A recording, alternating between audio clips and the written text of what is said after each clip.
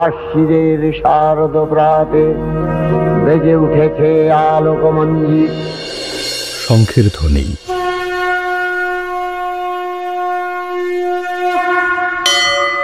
ঢাকের তালে নাচ,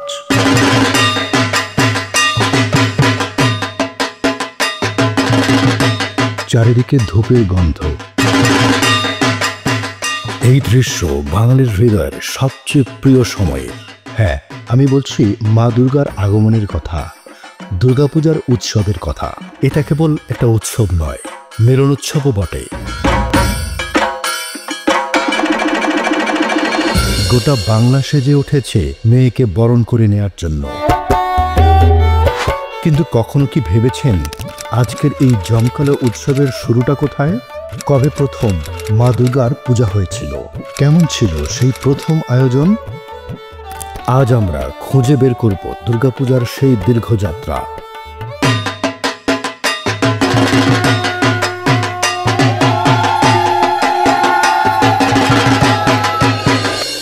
পৌরাণিক কাহিনী বলছে, এক সময় মহিষাসুর নামে এক অসুর দানব সমগ্র পৃথিবীতে ত্রাস সৃষ্টি করেছিল। দেবতা, মানুষ কারো শক্তি তাকে বধ করতে পারছিল না। তখন সমস্ত দেবতারা তাদের শক্তি একত্রিত করেন।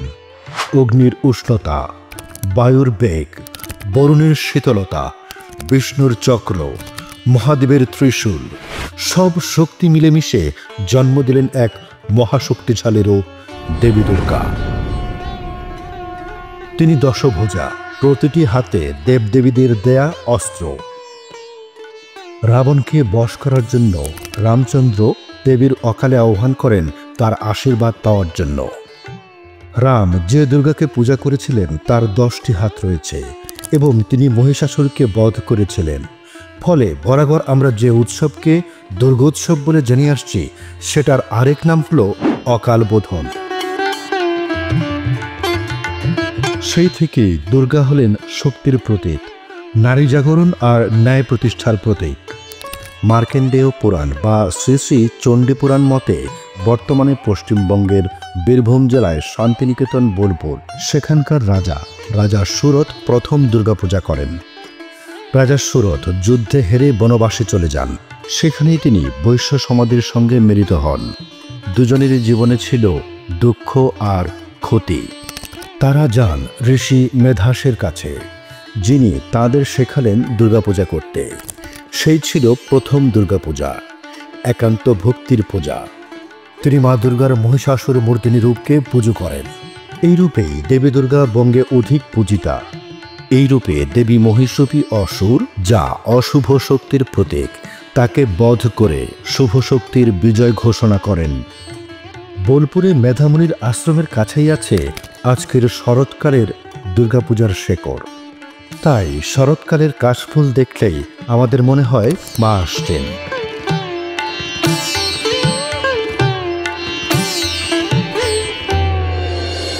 সাধারণত আশ্বিন মাসের শুক্লপক্ষ বা দেবীপক্ষের 6ষ্ঠ থেকে 10ম দিন পর্যন্ত শারদীয় দুর্গাপূজা অনুষ্ঠিত হয়। এই 5টি দিয়ে যথাক্রমে দুর্গা ষষ্ঠী, দুর্গা সপ্তমী, মহা অষ্টমী, মহানবমী ও বিজয়া দশমী নামে পরিচিত। ঐতিহাসিকদের সর্বশেষ গ্রহণযোগ্য মতামত অনুসারে সপরিবার দুর্গা প্রতিমার সাজ ও পূজার প্রচলন বাংলায় প্রথম উল্লেখ পাওয়া যায় 1480 খ্রিস্টাব্দে রাজশাহী জেলার তাহিরপুরের রাজা কংসনারায়ণের পূজায়। দুর্গাপূজার রীতিমন্ত্র ও সামগ্রিক নির্মাণ করেন কংসনারায়ণের কুলপুরোহিত রমেশ শাস্ত্রী। মিথিলার প্রসিদ্ধ পণ্ডিত বাচস্পতি তার গ্রন্থে দুর্গা প্রতিমার পূজা পদ্ধতির সবিস্তার বর্ণনা দিয়েছেন। সেই পূজা ছিল জমকালো, ভক্তি আর অভিজাত্যে ভরা। এরপর থেকেই বাংলার জমিদাররা নিজেদের মর্যাদার প্রতীক হিসাবে পূজা শুরু করলেন। কথিত আছে রাজা কংসনারায়ণ এই দুর্গাপূজা উপলক্ষে রাজকোষ থেকে তৎকালীন 3 লক্ষ টাকা খরচ করেছিলেন। বলা বাহুল্য, পূজা মানেই তখন ছিল ক্ষমতার প্রদর্শন, সামাজিক অবস্থানের নিদর্শন। তবে রাজা শঙ্খনারায়ণ তার এই রাস উৎসবের মধ্যেও তার প্রজাদের ভুলে যাননি, যার প্রমাণ মেলে রাজা কংসনারায়ণের শাসনামলে প্রথম সমস্ত প্রজারাই পুজোর প্রসাদ গ্রহণ করেছিলেন। সেই থেকেই যেন শুরু হলো এই সম্প্রীতির মেলবন্ধন। 1757 সাল পলাশী যুদ্ধে নবাব সিরাজউদ্দৌলাকে হারানোর জন্য ইস্ট ইন্ডিয়া কোম্পানির সাথে হাত মেলায় বাংলার কয়েকজন প্রভাবশালী হিন্দু জমিদার। তারা যুদ্ধে ইংরেজদেরকে বিভিন্ন ধরনের পরামর্শ ও আর্থিক সাহায্য প্রদান করেন। যুদ্ধে সিরাজের পরাজয়ের মধ্য দিয়ে বাংলায় ইস্ট ইন্ডিয়া কোম্পানির শাসন জাঁকিয়ে বসে। পলাশী যুদ্ধের পর রাজা নবকৃষ্ণদেব কলকাতার শোভাবাজার রাজবাড়িতে দুর্গাপূজা আয়োজন করেন। এই পূজায় ব্রিটিশ সাহেবদেরও আমন্ত্রণ জানানো হয়। পূজা হয়ে ওঠে কেবল ধর্মীয় নয়, সামাজিক সমাবেশ।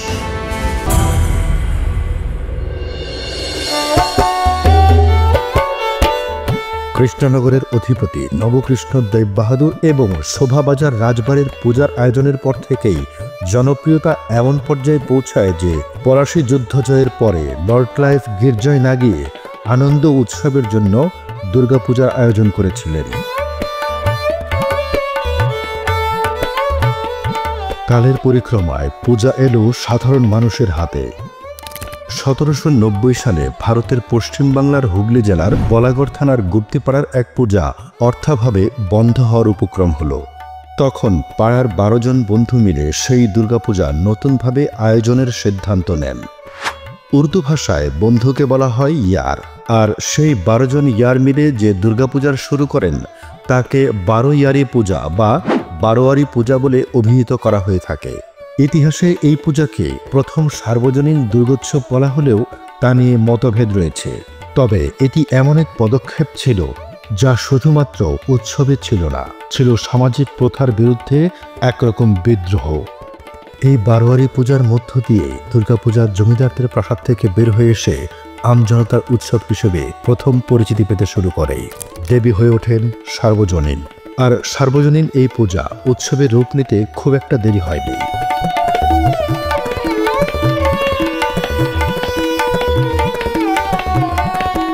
দুর্গাপূজার এই সার্বজনীন আয়োজন সমাজের নানা স্তরের জনপ্রিয়তা পেতে থাকে।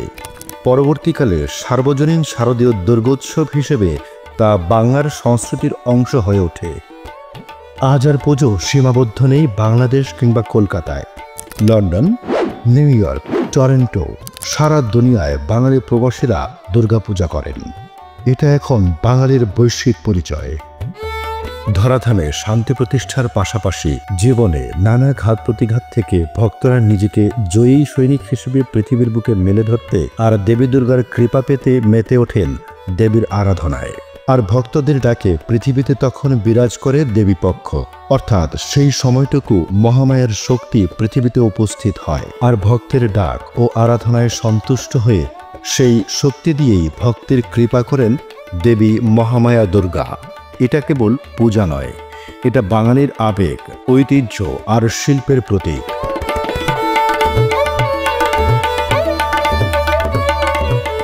মা আসেন, মা যান, কিন্তু রেখে যান শক্তির বাণী, অসুরের উপর সুরের জয়।